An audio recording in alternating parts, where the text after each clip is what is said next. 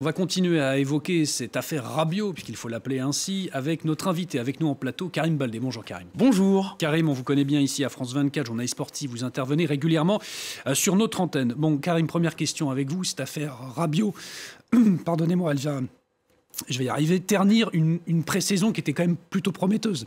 Oui, effectivement, c'est vrai que quand on regarde le mois de juillet, on avait l'impression que pour une fois, il y allait avoir un peu de stabilité à l'Olympique de Marseille. Depuis l'arrivée de Pablo Longoria à la présidence du club, il y a eu beaucoup d'arrivées, beaucoup de départs et on ne reconnaissait jamais l'équipe d'une saison à l'autre. Et là, même s'il y a eu des mouvements, on se disait, bon, on a l'impression que c'est plus calme que d'habitude. Et on voyait les déclarations de l'entraîneur Roberto De Zerbi dire « tout se passe bien ».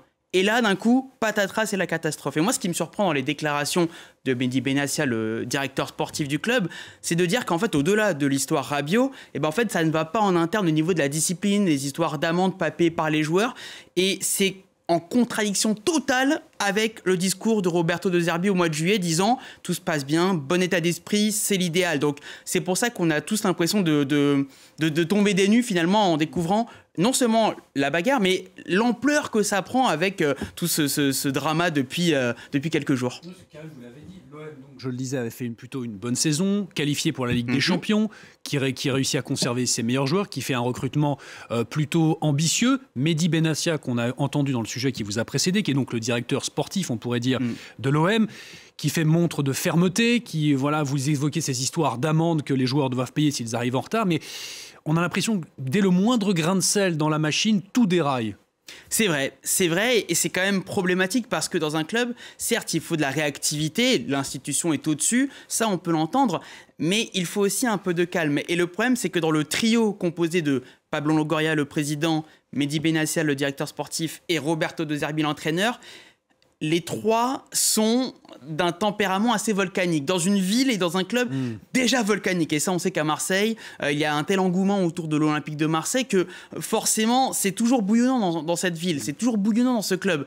Mais contrairement à d'autres époques, comme celle de Pape Diouf, par exemple, le regretté ancien président de l'Olympique de Marseille dans les années 2000, là, il n'y a personne pour calmer le jeu. Les trois peuvent s'emporter d'un instant à l'autre. Pablo Longoria, il avait traité les arbitres de corrompus la saison dernière. Mehdi Benassia s'était un peu écharpé avec le patron de Lille, Olivier Létang. Et Roberto De Zerbi est un entraîneur considéré comme sanguin. Donc finalement, dès qu'il y a une histoire, ça peut exploser rapidement. Et là, dès la première journée, on n'est qu'au mois d'août, et Marseille arrive à s'inventer une crise carrément dès le début du championnat. Alors, est-ce qu'on en sait plus, Karim, exactement sur les raisons de cette bagarre? Il y aurait donc eu une bagarre assez violente entre Adrien Rabiot et un jeune espoir anglais, Rowe de son nom. Est-ce qu'on en sait plus sur les circonstances qui ont amené à cette situation absolument improbable? Là, c'est parole contre parole. On a vu que dans la défense de l'Olympique de Marseille hier dans les médias, et c'est ce qui a été retracé dans le sujet, on voit bien qu'ils essayent de faire comprendre que les coups et les mots aussi sont inacceptables. Ça, on peut l'entendre. Et c'est vrai qu'à Rennes, au Roazhon Park, et ça, je peux en témoigner parce que j'ai fait quelques matchs là-bas, les murs sont très fins. Donc, on peut passer à côté du vestiaire et tout entendre, même en tant que journaliste. Et c'est pour ça qu'une histoire comme ça, avec la violence qui est décrite, ça ne pouvait pas rester à huis clos, finalement. Et on allait finir par le savoir. Après, au niveau des circonstances, voilà...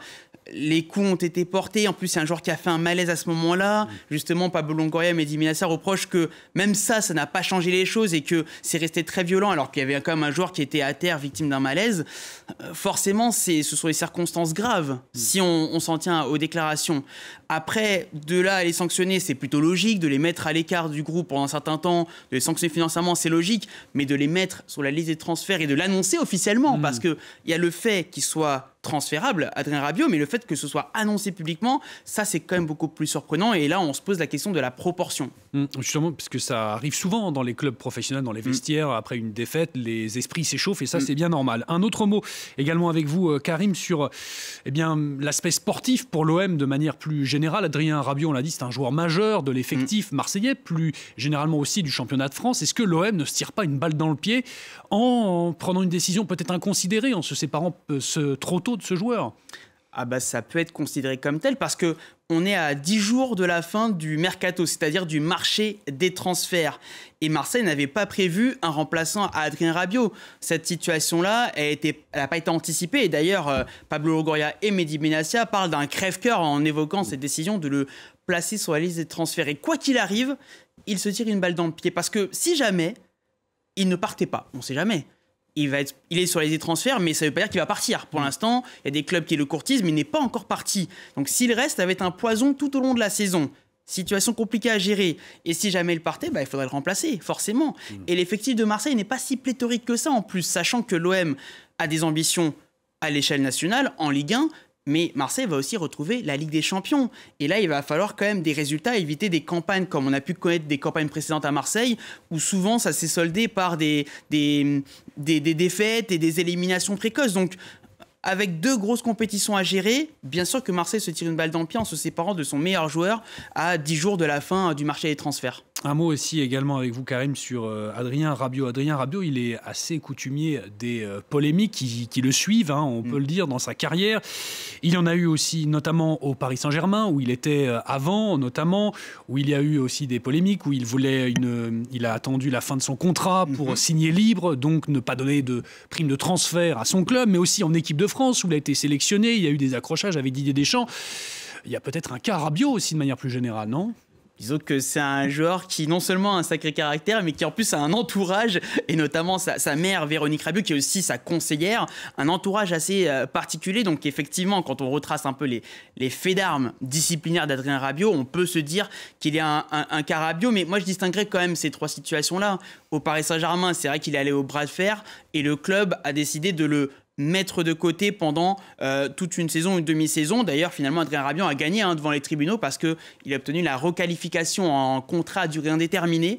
Ça, c'était en juin dernier. Et donc, avec des indemnités qui vont avec, disant que justement, Paris n'avait pas le droit de le mettre de côté ainsi aussi longtemps. L'équipe de France, c'était encore une autre histoire. C'est vrai qu'à l'époque, on s'est dit, mais de quel droit se permet-il comme ça de refuser une sélection ou de ne pas rentrer en jeu parce qu'il fait trop froid, soi-disant, ou quoi que ce soit. Donc, ce n'était pas preuve d'un grand courage. Moi, je trouve qu'il a quand même mûri au fil des années. Et c'est pour ça que cette affaire-là nous surprend parce qu'on se dit, ça y est, il est enfin posé. Alors, d'accord, il est passé de Paris à Marseille. Ça ne fait pas plaisir aux supporters parisiens. Mais quand même, on avait l'impression que ces histoires-là étaient derrière lui. Et de voir une telle situation aujourd'hui, forcément, ça peut surprendre dans ce sens-là.